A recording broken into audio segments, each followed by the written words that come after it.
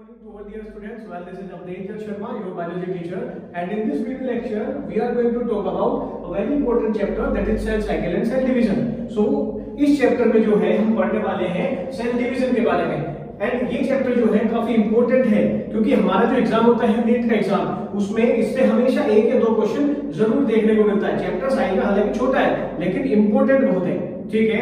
NEET के exam में अपनी काफी इंपॉर्टेंस रखता है और वैसे भी इस चैप्टर को पढ़ के हम बाकी सारी चीजों में जो है अपने कंसेप्ट बिल्ड करते हैं, ठीक है। इस चैप्टर को पढ़ते हैं तो इसमें बहुत सारी ऐसी चीजें मिलती हैं जो आगे जाके रिलेट होती है, ठीक है। हालांकि इसके जेनेटिक्स में भी जब हम पढ़ते हैं क्लास 12 में, तो वहां पे भी बहुत सारी चीजें ऐसी हैं जेनेटिक्स में जो इससे आप रिलेट करेंगे तो बहुत अच्छे से समझ में आएंगी, ठीक है। तो चैप्टर को शुरू करते हैं। जैसे कि चैप्टर का नाम है cell cycle and cell division, तो इस बात से हमें पूरा अंदाजा ये लग जाता है, इसके नाम का जो मीनिंग है उससे उसका पूरा आइडिया हमें इसी बात से लग जाता है कि सेल डिवीजन, यानी कि इसमें हम कुछ ऐसा पढ़ने वाले हैं जिसमें हमें पूरा ये पता चल जाएगा कि ये चैप्टर में क्या होता है कि सेल जो है वो किस तरीके से डिवाइड कर रही है, क्या क्या वो चेंजेस हैं जो सेल चला रही है, और चलाने के बाद ये सेल जो है कन्वर्ट हो जाती है दो सेल्स में, ठीक है। तो चेंजेस जो है वो बहुत सारे हैं और उन चेंजेस को हम सीरियल वाइज पढ़ते हैं, ठीक है। और जो सीरियल वाइज जो चेंजेस होते हैं उसी को हम सेल साइकिल कह देते हैं। तो शुरू करते हैं और देखते हैं क्या क्या चीजें ये चैप्टर में बताता है। सेल साइकिल, तो जितने भी लिविंग ऑर्गेनिजम्स हैं हमें सबको पता है कि all living organisms are composed of cells and cell product. तो यहाँ पे बात अभी मैं सेल की करता हूँ, सेल प्रोडक्ट की बात अभी नहीं कर रहे, बिल्कुल अभी बेसिक चीजें समझने की कोशिश करते हैं सेल डिवीजन क्या होता है। तो देखो हर एक जो लिविंग ऑर्गेनिज्म है वो सेल से बना है, ठीक है। और सभी लिविंग ऑर्गेनिज्म का या फिर मैं कहूं हर एक सेल की कैरेक्टरिस्टिक फीचर होता है डिवीजन, यानी कि जितनी भी सेल्स हैं वो सारे के सारे जो है डिवीजन करती है। समझ में आती है बात? हाँ, सभी सेल जो है डिवीजन करती है, कुछ एक्सेप्शन से, लेकिन अब मैं एक जनरलाइज बात बोल रहा हूँ, ठीक है। तो हर एक सेल डिवाइड करती है, ठीक। और वैसे भी हमने देखा है कि जो एक साइंटिस्ट है जिनका नाम है रुडोल्फ वर्चो, उन्होंने क्या बोला है, ओमनी सेलुला ई सेलुला। इसका मतलब क्या होता है कि हर एक जो भी एक सेल आपको दिखाई दे रही है आज, वो हमेशा किसी न किसी प्री एग्जिस्टिंग सेल से बनी होती है। यानी कि अगर ये एक सेल है तो इस सेल का जो ओरिजिनेशन है वो किसी एक प्री एग्जिस्टिंग सेल से होता है। इसका मतलब क्या है कि कोई पहली सेल है वो डिवाइड करके एक नई सेल का फॉर्मेशन करती है, ठीक है। तो समझते हैं। अब जैसे आप बात करें जितने भी सेक्सुअली रिप्रोड्यूसिंग ऑर्गेनिजम्स होते हैं, जैसे मैं एनिमल्स की बात करूं या हायर प्लांट्स की बात करूं, तो उनमें क्या होता है, लाइफ की जो सबसे पहली सेल्स होती है, लाइफ की जो सबसे पहली सेल होती है वो जाइगोट है, ठीक है। अब जाइगोट धीरे धीरे डिवाइड करके एम्ब्रियो बनाता है, फिर उससे क्या होता है उन एम्ब्रियो में जो सेल लगातार डिवाइड करती है उससे फिर क्या होता है कि एक मल्टीसेलुलर, यानी कि एक मिलियंस ऑफ सेल वाला एक ऑर्गेनिज्म का फॉर्मेशन और डेवलपमेंट होता है, जिसकी क्या होता है। तो अगर मैं बात करता हूं उसमें आज अगर मैं अपने आप को देखूं तो हमारी लाइफ में सबसे पहली सेल जाइगोट थी, ठीक है। और जाइगोट जो है, जाइगोट ने डिवीजन करा है, धीरे धीरे डिवीजन करके एम्ब्रियो, फेटस और फिर वो कंप्लीट जो है मिलियंस ऑफ सेल में कन्वर्ट हो गए, जिसकी वजह से जो है हम अपने बॉडी के सारे फंक्शन परफॉर्म कर पाते हैं, ठीक है। आप अगर प्लांट्स की बात करें तो वहां पे भी क्या होता है, जाइगोट बनेगा, उससे एम्ब्रियो बनेगी। अब सीड है, सीड के अंदर एम्ब्रियो है, आप उसे मिट्टी में डाल देंगे, ठीक है। अब वो मिट्टी में डाल देंगे तो उससे क्या होगा, धीरे धीरे धीरे उसमें लीव्स आनी शुरू होंगी, उसका रूट और शूट का फॉर्मेशन होगा। अब अगर आप देखें कि आज एक बहुत बड़ा कोई पेड़ है तो वो कल क्या है, वो कल किसी एक सीड से आया है, ठीक है। तो वहां पे एक सेल रही होगी, वहां से उससे एम्ब्रियो बना, एम्ब्रियो भी क्या होता है लगातार सेल डिवाइड करती है, जिसके रिजल्ट पे क्या होता है कि एक मिलियंस ऑफ सेल वाला ट्री आपके सामने है या प्लांट आपके सामने, ठीक है। तो सेल जो है लगातार डिवाइड करती है। हमारी बॉडी में भी बहुत सारी सेल्स ऐसी हैं जिनका लाइफ स्पैन जो होता है वो कुछ दिनों का होता है। जैसे आप आरबीसी की बात करें, आरबीसी का जो लाइफ स्पैन होता है वो 120 डेज का होता है। तो पुराने वाली जो आरबीसी जो होती है वो अपना लाइफ स्पैन कंप्लीट करके वो खत्म होती जाती है, नई वाली जो सेल्स है उनका फॉर्मेशन होता जाता है। तो ये भी एक सेल डिवीजन का ही एक एग्जांपल हो जाता है, ठीक है। तो इसी तरीके से जितने भी लिविंग ऑर्गेनिजम्स है सभी सेल से बने और सभी के अंदर जो होती है सेल डिवाइड करती है। अगर आप यूनिसेलुलर ऑर्गेनिजम्स की बात करो, यानी कि अगर हम बात करें बैक्टीरिया वगैरह की, उनकी सेल भी डिवाइड करती है, ठीक है। उनमें सेल डिवीजन बोले या ग्रोथ बोले, रिप्रोडक्शन बोले, वो एक ही बात हो जाती है, हालांकि हमने पहले पढ़ा हुआ है, ठीक है। तो शुरू करते हैं अपने टॉपिक को। तो ये कुछ बेसिक चीजें। अब आती है बात कि सेल, ये तो हो गई कि सेल डिवाइड करती है, अच्छा चलो ठीक है सेल डिवाइड करती है, इसी तरीके से हमने कुछ एग्जांपल के बेसिस पे समझा कि सेल डिवाइड करती है। लेकिन अब अगर मैं बात करूं कि वो क्या रीजंस हो सकते हैं, वो क्या कारण हो सकते हैं जिनकी वजह से सेल डिवाइड करती है, तो वो जो कारण है, वो जो रीजंस हैं, वो जो दिए गए हैं उन्हें भी समझ लेते हैं। कुछ थ्योरीज हैं जिनसे कुछ क्वेश्चन भी बन जाते हैं, ठीक है। वो थ्योरीज इस बारे में दी गई है कि सेल को डिवाइड कैसे करती है, मतलब सेल को डिवाइड क्यों करती है, तो उसकी कुछ थ्योरीज है, पढ़ते हैं थ्योरी। तो सबसे पहले जो थ्योरी पढ़ने वाले हैं, नंबर 1 थ्योरी, उसका नाम क्या है?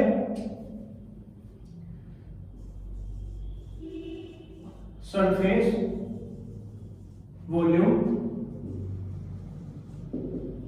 रेशियो। दूसरा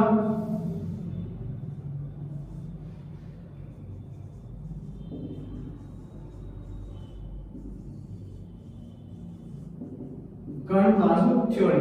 तो समझ लेते हैं सरफेस वॉल्यूम रेशियो और करंट प्लाज्मा थ्योरी को पढ़ लेते हैं। ठीक है, देखते हैं ये थ्योरीज क्या कहती है। सरफेस वॉल्यूम रेशियो वाली जो थ्योरी है ये हमें क्या बताती है? सरफेस वॉल्यूम रेशियो वाली जो थ्योरी है हमें ये बताती है कि सपोज करें ये एक सेल है, ठीक है, और ये जो है सेल का न्यूक्लियस है। ठीक है, अब जब ये सेल धीरे धीरे मेटाबॉलिज्म में इन्वॉल्व होती है, मतलब ये मेटाबॉलिज्म होता है जब इस सेल के अंदर, तो इसकी ग्रोथ भी होती है। ठीक है, तो ये सेल जो है सपोज करें इसकी ग्रोथ हो गई। ठीक है, न्यूक्लियस का जो साइज है हालांकि वो थोड़ा बहुत बढ़ता है पर उतना ज्यादा भी जो न्यूक्लियस है उसका साइज इंक्रीज नहीं होता है, तो समझते हैं।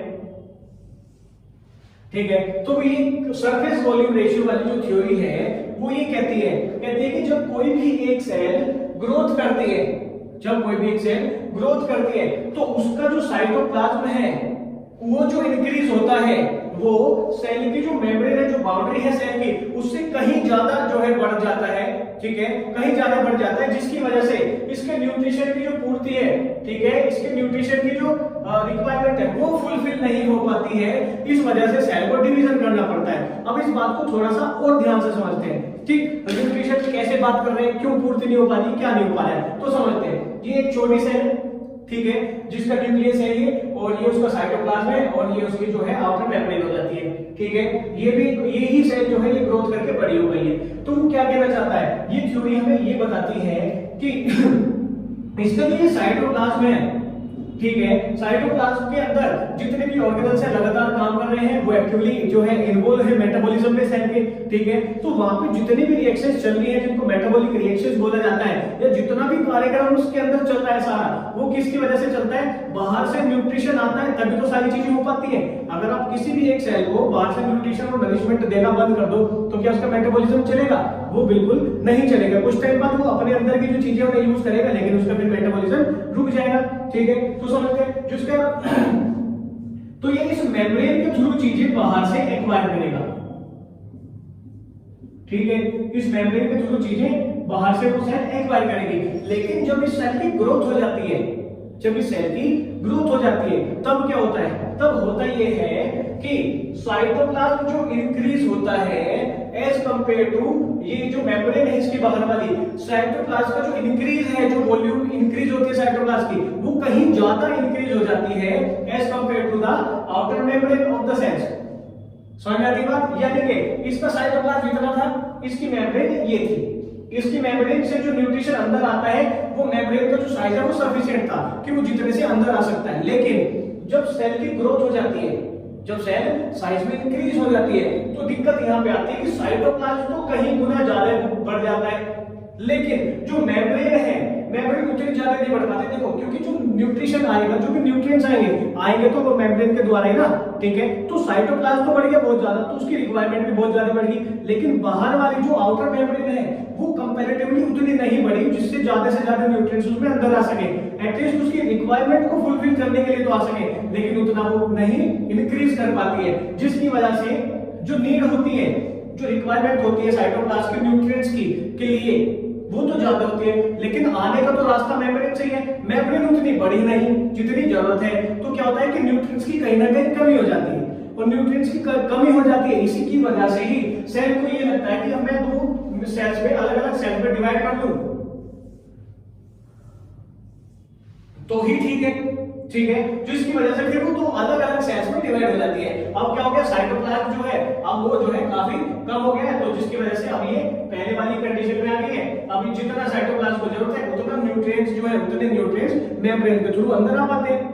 ठीक है, ये थ्योरी हमें बिल्कुल सिंपल और ये बात बताती है। यानी कि इस थ्योरी के हिसाब से क्या है, इस थ्योरी के हिसाब से ये है कि सेल का साइज बढ़ जाएगा तो सेल को मजबूरन डिवाइड करना पड़ जाएगा, क्योंकि सिर्फ न्यूट्रिएंट्स की कमी हो जाती है। ठीक है, अब समझते हैं theory number 2। Theory number 2 is current plasma theory.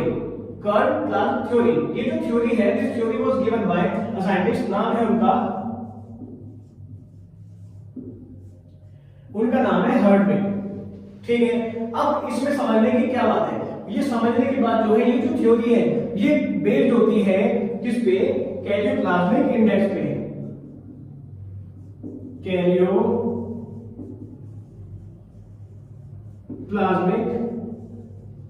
Index, ठीक है, कैरियोप्लाज्मिक इंडेक्स। ठीक, तो क्या कहता है, कैरियोप्लाज्मिक इंडेक्स जो होता है वो होता है equals to volume of nucleus. ध्यान देंगे इस बात पे क्योंकि एक जरूरी बात है, इससे क्वेश्चन भी बन सकता है। ठीक है, volume of nucleus upon volume of cell, VC volume of cell minus volume of nucleus. यानी कि मैं कैसे इस तरीके से लिख सकता हूं, मैं इसे एक्सपेंड करके लिखता हूं, तो आप ध्यान देंगे वॉल्यूम ऑफ न्यूक्लियस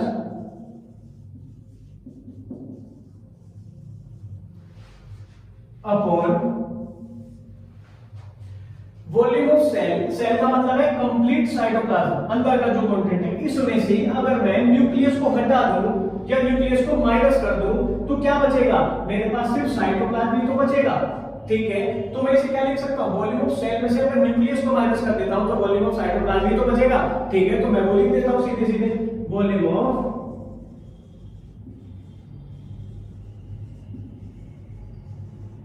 साइटोप्लाज्म। ठीक है, कैरियोप्लाज्मिक इंडेक्स क्या होता है, volume of nucleus divided by volume of cytoplasm. अगर साइटोप्लाज्म बढ़ेगा, साइटोप्लाज्म बढ़ेगा जब सेल ग्रोथ करेगी, इसी डायग्राम से समझ लेते हैं इस बात को भी। ये सेल है और ये भी, ये सेल ग्रोथ कर जाती है, मैं यहां पे लिख भी देता हूं ग्रोथ। ठीक है, तो जब इस सेल की ग्रोथ होगी तो न्यूक्लियस को मैंने पहले भी आपको बताया है क्या कि न्यूक्लियस का जो साइज है वो थोड़ा बहुत बढ़ता है लेकिन बहुत ज्यादा नहीं बढ़ता है, लेकिन साइटोप्लाज्म का जो कंटेंट है वो बढ़ जाता है, जिसकी वजह से सेल का साइज भी बढ़ जाता है। ठीक है, तो क्या होगा, अगर वॉल्यूम जो है साइटोप्लाज्म की बढ़ती है तो क्या होगा, अगर वॉल्यूम बढ़ रही है तो कैरियोप्लाज्मिक इंडेक्स घट जाता है। ठीक है, ये इसके क्या है, इनवर्सली प्रोपोर्शनल है। ठीक है, तो क्या है, अगर ये चीज बढ़ेगी तो ऊपर वाली बढ़ेगी तो ये भी बढ़ेगा, नीचे वाली बढ़ेगी, मतलब इसके अपोजिट होता है। ठीक है, तो साइटोप्लाज्म की अगर वॉल्यूम बढ़ेगी तो कैरियोप्लाज्मिक इंडेक्स जो है घटेगा। और ये इस बात को बताता है क्या कि अगर कैरियोप्लाज्मिक इंडेक्स घटता है, मतलब अगर वॉल्यूम साइटोप्लाज्म की बढ़ती है, बात तो ये अगर ये बढ़ रहा है तो कैरियोप्लाज्मिक इंडेक्स रिड्यूस हो रहा है, घट रहा है। अगर कैरियोप्लाज्मिक इंडेक्स घटता है तो होता ये है कि न्यूक्लियस का जो कंट्रोल है पूरी सेल पे या पूरी साइटोप्लाज्म पे, ठीक है, वो कम हो जाता है। समझ में आती बात, अगर न्यूक्लियस का साइज ये है और साइटोप्लाज्म का साइज थोड़ा कम है, मतलब जितने को न्यूक्लियस कंट्रोल कर सकता है तो उसे वो बहुत अच्छे से कंट्रोल करेगा। लेकिन अगर साइटोप्लाज्म का बढ़ जाएगा, वॉल्यूम साइटोप्लाज्म अगर बढ़ जाती है तो उस कंडीशन में क्या होगा, उस कंडीशन में होगा ये कि जो न्यूक्लियस है वो सेल पे अपना कंट्रोल खो देगा, मतलब वो उतने पूरी अच्छे तरीके से उसको कंट्रोल नहीं कर पाएगा। तो फिर सेल को क्या लगेगा, ये लगेगा कि अब हमारा जो न्यूक्लियस है सेल का वो कंट्रोल नहीं कर पा रहा है, तो इससे अच्छा क्या होगा कि मैं इस सेल को डिवाइड करके दो अलग अलग सेल में कन्वर्ट कर दूं, जिसकी वजह से क्या होगा कि न्यूक्लियस तो है, ठीक है, जो साइटोप्लाज्म है वो घट जाएगा हर एक न्यूक्लियस के पास और वो अच्छे से उसको कंट्रोल कर पाएगा। समझ में आती बात। तो ये थ्योरी हमें ये बताती है कि अगर वापस से पढ़ते हैं, अगर कैरियोप्लाज्मिक इंडेक्स घट जाता है तो न्यूक्लियस का जो कंट्रोल है सेल के ऊपर वो कम हो जाता है। अब जब न्यूक्लियस का कंट्रोल साइटोप्लाज्म पे सेल पे कम हो जाएगा तो सेल को डिवाइड करना पड़ेगा, क्योंकि वो अपने मेटाबॉलिज्म में बहुत अच्छे तरीके से काम नहीं कर पाएगा, मेटाबॉलिज्म बहुत बढ़िया तरीके से नहीं चल पाएगा। ठीक है, तो ये थ्योरी यहाँ पे ये बताती है। कुल मिला के ये थ्योरी भी बिल्कुल इसके जैसे इसलिए लग रही है क्योंकि ये थ्योरी भी बिल्कुल उसी तरफ इशारा कर रही है। क्या, किस तरफ इशारा कर रही है कि अगर सेल का साइज बढ़ेगा तो सेल को एक ही रास्ता मिलेगा कि डिवाइड करके दो सेल्स में कन्वर्ट हो जाओ।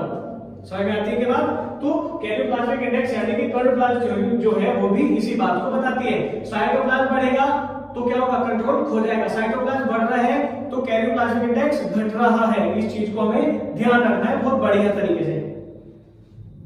साइटोप्लाज्म बढ़ेगा तो सेल का साइज भी बढ़ेगा और सेल का साइज बढ़ेगा तो इसका कंट्रोल कम हो जाएगा और कंट्रोल कम हो जाएगा तो डिवीजन करना पड़ेगा। ठीक है, तो इस बात को हमें ध्यान रखना है। ठीक है, तो ये है ये जो इस लेक्चर की सेल साइकिल और सेल डिवीजन जो लेक्चर है इसकी सीरीज का पहला लेक्चर है। ठीक है, तो यहाँ पे हमने कुछ बेसिक इंट्रोडक्टरी पार्ट लिया है, सेल डिवाइड करती है, क्यों करती है, सिग्निफिकेंस क्या होता है सेल डिवीजन का, और सेल डिवीजन करने के लिए कौन सी जो थ्योरीज है जो बताती है कि सेल डिवाइड क्यों करती है। ये थोड़ी पुरानी थ्योरीज है, पर क्योंकि इनसे क्वेश्चन आता है इसलिए हमें वो पढ़ना जरूरी है। हालांकि सेल के अंदर जो है सेल साइकिल जो है और सेल डिवीजन ये हाईली रेगुलेटेड होता है कुछ प्रोटीन्स के द्वारा। ठीक है, जो लेटेस्ट स्टडीज हैं उनमें एक बात को बताया गया है, वो भी हम पढ़ेंगे कि कैसे सेल जो है रेगुलेट करती है अपने डिवीजन को। ठीक है, तो अब इसमें तो ये बताया है, इन दोनों थ्योरी ने एक चीज पे जोर दिया है। किस चीज पे जोर दिया है कि सेल का साइज बढ़ेगा तो सेल डिवाइड करेगी, लेकिन ऐसी भी तो सेल्स है जिनका साइज जो है छोटा होता है और उनका एलोप्लाज्मिक इंडेक्स बिल्कुल ठीक होता है, मतलब ज्यादा होता है, लेकिन वो सेल फिर भी डिवाइड करती है। एग्जांपल क्या जाता है, मेरिस्टेमेटिक टिश्यू। मेरिस्टेमेटिक टिश्यू आ जाता है। मेरिस्टेमेटिक टिश्यू में कौन सेल्स क्या होती है, साइज में छोटी होती है, उनका साइटोप्लाज्म कम होता है, न्यूक्लियस का साइज उनका अच्छा खासा होता है। ठीक है, मतलब उनका न्यूक्लियस इतना होता है कि उसे बहुत अच्छे से कंट्रोल करे, लेकिन मेरिस्टेमेटिक सेल की तो आदत है, मेरिस्टेमेटिक टिश्यू की तो पूरी आदत है, उसे तो लगातार डिवीजन ही करते रहना, 1 से 2, 2 से 4, 4 से 8, उसे लगातार यही काम है। ठीक है, तो ये बात हमें ध्यान रखनी है, मेरिस्टेमेटिक टिश्यू जो है इन दोनों थ्योरीज के चक्कर में नहीं पड़ता है। ठीक है, वो क्या कहता है मेरा तो काम डिवीजन का है, मुझे लगातार डिवीजन ही करते जाना है। ठीक, ओके, तो फिर इसके बाद जो अब हम पढ़ेंगे, हम सेल साइकिल के बारे में समझेंगे और ये समझेंगे कि सेल डिवीजन के नाम पढ़ेंगे कि कौन कौन से तरीके का सेल डिवीजन होता है। हालांकि हमें इस बात का पता है 2 तरीके का सेल डिवीजन होता है, माइटोसिस और मियोसिस, लेकिन उनके बारे में डिटेल जानेंगे अगले लेक्चर में। Thank you so much.